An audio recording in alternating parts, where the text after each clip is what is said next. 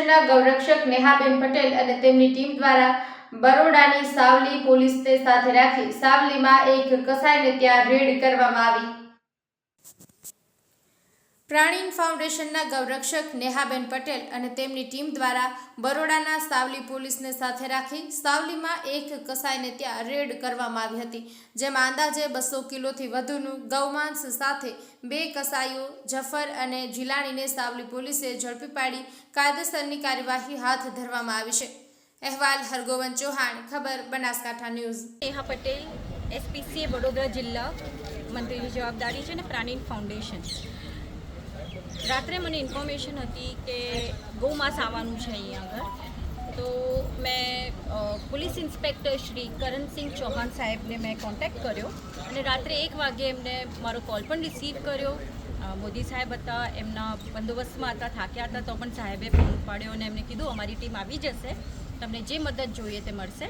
તો અમારે PSI શ્રી વિજયસિંહ સાહેબ, દશરથભાઈ ચૌધરી સાહેબ, હરેન્દ્રસિંહ ઝાલા સાહેબ, એમનો બખો સાવલી પોલીસ સ્ટાફ અહીંયા આવ્યા છે અને અહીંયા ગૌમાંસ છે મોટા પ્રમાણમાં, એટલે 200 કિલોથી વધારે છે ને અહીંયા હત્યા પણ થઈ છે।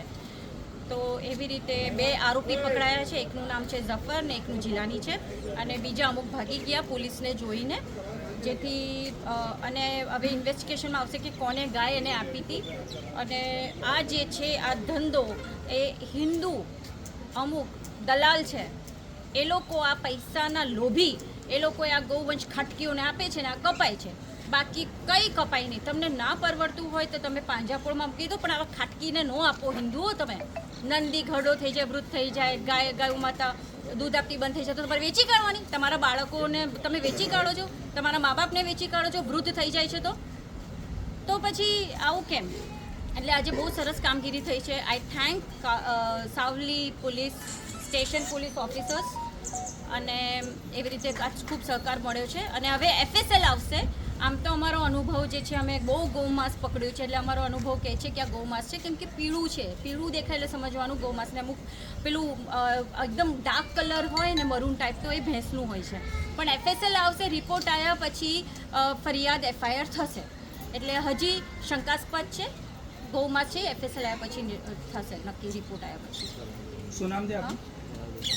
હા, અને બીજું કે અહીંયા જે અમે શોકિંગ, અહીંયા ઘરાક જે છે હિન્દુઓ આવ્યા છે લેવા માટે, શોકિંગ અમે ઘણી જગ્યાએ જોયું છે કે હજી રેડ પડી નથી ને હિન્દુઓ લેવા આવે છે, તો આમાં બહુ દુઃખની વાત છે કે આપણે આ જોઈ રહ્યા છે, ઇન્વોલ્વ છે આપણા હિન્દુઓ। સો થોડું ધર્મના પ્રતિ તમે લાગણી રાખો, ઉપર શું મોઢું બતાવશો તમે લોકો? ધન્યવાદ। શું નામ આપનું? નેહા પટેલ।